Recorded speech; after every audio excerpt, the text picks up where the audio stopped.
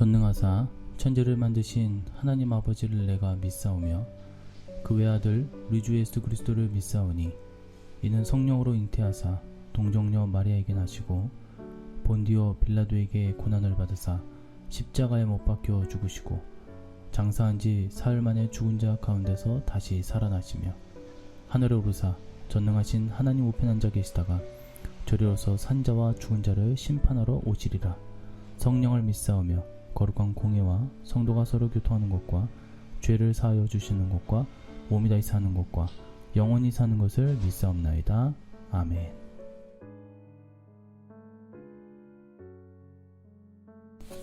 이리와 어린 양이 함께 먹을 것이며 사자와 소처럼 짚을 먹을 것이며 뱀은 흙을 양식으로 삼을 것이니 나의 성산에서는 해함이 없겠고 상함도 없으리라.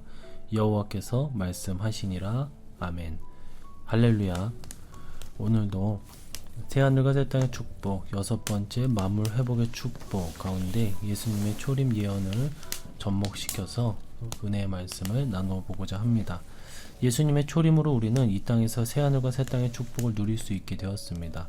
물론 지금의 상태가 완성된 축복의 상태는 아닙니다. 그럼에도 불구하고 이 땅에 오신 예수님은 성도에게 새하늘과 새 땅의 축복이 어떤 것인지를 실제적으로 알게 해주십니다. 예수님이 없으면 만물이 파괴되어 버립니다. 질서가 파괴되고 원리가 파괴됩니다. 무질서가 오고 혼돈이 옵니다. 방황하기에 이릅니다. 하지만 예수님이 있으면 회복의 역사가 있습니다. 심령도 회복되고 가정도 회복됩니다. 교회도 민족도 회복됩니다. 마침내 만물의 회복도 가능케 되는 것이죠. 이 노아의 아들 3명은 셈, 함, 야벳 이렇게 있었습니다. 그런데 함이 아버지의 저주를 받게 됩니다. 함이 노아의 하체를 드러냈기에 그의 후손 함족도 저주를 받기에 이릅니다. 오늘날 함족의 후예들이 사는 아프리카 땅을 보면 아프리카에선 동물을 잡아 생식하고 그러한 과정을 반복했기에 동물계의 질서가 파괴됩니다. 하나님께서 인류에게 처음 주신 먹을거리는 채식입니다. 육식은 인간의 범죄 이후 허용된 것입니다. 동물계의 질서가 파괴되니 그것이 생태계 전체에 악영향을 끼치게 됩니다. 아프리카 땅의 오랜 가뭄과 기근, 병으로 허덕이는 것은 결코 우연이 아닙니다. 이 같은 상황은 한마디로 예수님이 없는 데서 오는 참상입니다. 예수님 없이 범죄한 결과로 만물이 부패하고 고통의 신음을 하고 있는 것이죠.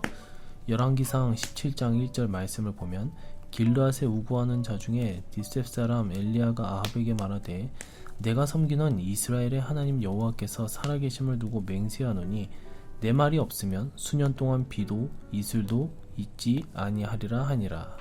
이 선지자의 말이 없으면 비가 내리지 않습니다. 아프리카에 비가 내리지 않는 것은 영적인 상황과 무관하지 않습니다. 아프리카에 복음이 가지 않으니 비가 내리지 않는 것입니다. 하나님의 말씀이 없으면 비가 내리지 않습니다. 그래서 지금도 그 척박한 땅에서는 동물들의 약육강식이 이루어지고 인간들이 동물들을 잡아먹기 위해 쫓아다니는 일이 있습니다. 처참한 무질서가 있는 것이죠. 또 선지자의 말이 없다라는 것은 예수님이 없다라는 뜻입니다. 예수님이 없는 것은 비참할 수밖에 없습니다. 이것은 구약시대의 이야기도 아니요 먼 훗날의 이야기도 아닙니다. 바로 우리가 사는 이 시대의 이야기입니다. 이를 새하늘과 새 땅의 축복과 관련하여 말한다면 예수님이 없는 곳에는 그 축복이 임할 리 없습니다. 그러한 곳에는 만물의 회복도 있을 수 없고 도리어 만물이 갈수록 더 부패하고 만물의 회복은 예수님 안에서만 있을 수 있습니다. 중앙아시아에서는 힌두교의 영향으로 소를 섬기고 있습니다. 사람이 죽으면 10일 처벌을 받지만 소를 죽이면 10년 이상 처벌을 받는 곳이 중앙아시아 일부 국가들입니다. 그들의 신앙에 따르면 소는 신이기 때문에 소를 죽이는 것은 신을 죽이는 것입니다. 이렇게 말도 안 되는 것을 믿기에 예수님이 없는 땅은 흑암으로 가득합니다. 우리 속담에 개팔자가 상팔자라는 것이 있는데 이 말도 중앙아시아 일부 국가들에게는 사실입니다. 개들이 길 여기저기서 잠을 잡니다. 우리나라에서 그렇게 하다간 차에 치이고 사람 발에 치이고 할 테지만 그 나라에서는 개도 신이기 때문에 건드리지 않습니다. 신의 수가 3억이 넘는다고 들었습니다. 이 소의 신을 섬겨봐도 개 신을 섬겨봐도 별별 신을 다 섬겨봐도 응답이 없습니다. 자꾸 새로운 신만 만들어내고 있습니다. 참 안타깝습니다.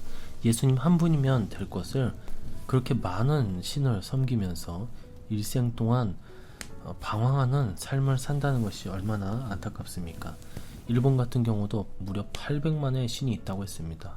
젓가락 하나에 밥그릇 하나에도 신이 있다고 생각합니다. 그러면 뭐합니까? 다 소용없는 짓입니다. 예수님 한 분 들어가면 깨우쳐지는 것이고 모든 것이 해결되는 것입니다. 역사가 토인비는 바울이 성경 하나 들고 유럽 땅을 밟았을 때에 흑암의 땅 유럽의 태양이 떠올랐다라고 했습니다. 너무나도 멋있는 표현이고 맞는 표현입니다. 예수님이 있어야 인생의 태양이 떠오릅니다. 인생의 길이 보이는 것입니다. 역사상 미국과 유럽 등에는 예수님이 들어갔습니다. 영국 같은 경우는 야만족 취급을 받았지만 예수님이 들어가니 신사의 나라가 되었고, 미국도 청교도를 통해 예수님이 들어갔기에 세계 최고의 강대국이 되었습니다. 하나님께서는 인간들에게 만물을 다스리고 누리며 살라고 하셨습니다. 예수님이 들어간 나라는 그렇게 됩니다. 하지만 예수님이 들어가지 않는 나라는 도리어 인간이 만든 다른 피조물들에게 다스림을 받고 해를 입습니다. 예수님이 핵입니다. 예수님이 들어가면 질서가 있고 빛이 있고 길이 보이고 넉넉함과 만물이 회복됩니다. 우리나라 역시 어떻습니까? 조선이란 나라, 빈부격차가 심하고 상위 몇 프로만이 나라를 다스렸습니다. 나머지는 다 피폐한 삶을 살았습니다. 하지만 선교사가 들어오고 이 나라가 복음화로 인하여서 사람들이 일깨워지고 그들이 복음의 진리를 따라 나아갈 때에 이 나라가 어떻게 되었습니까?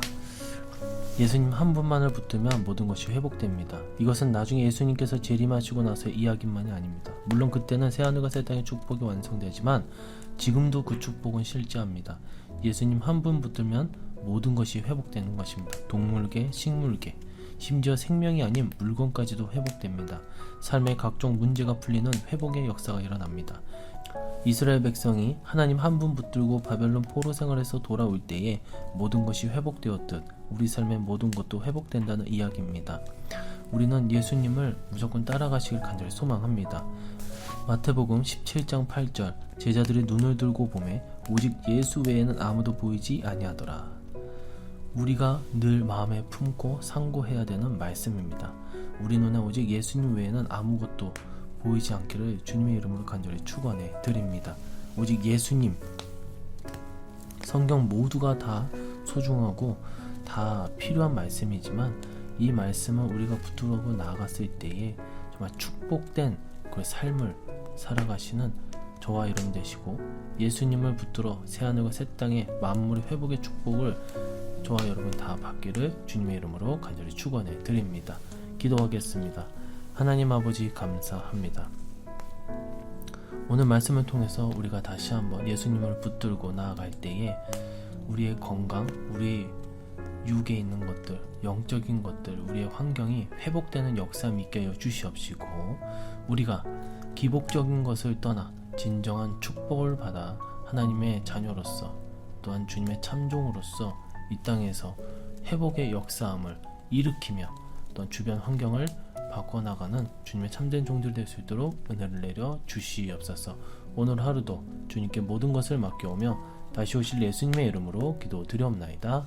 아멘. 주기도문으로 새벽 예배를 마치도록 하겠습니다. 하늘에 계신 우리 아버지여, 이름이 거룩히 여김을 받으시오며 나라의 임하옵시며 뜻이 하늘에서 이룬 것 같이 땅에서도 이루어지이다. 오늘날 우리에게 일용할 양식을 주옵시고 우리가 우리에게 죄 지은 자를 사하여 준 것 같이 우리 죄를 사하여 주옵시고 우리를 시험에 들게 하지 마옵시고 다만 악에서 구하옵소서. 대개의 나라와 권세와 영광의 아버지께 영원히 있사옵나이다. 아멘.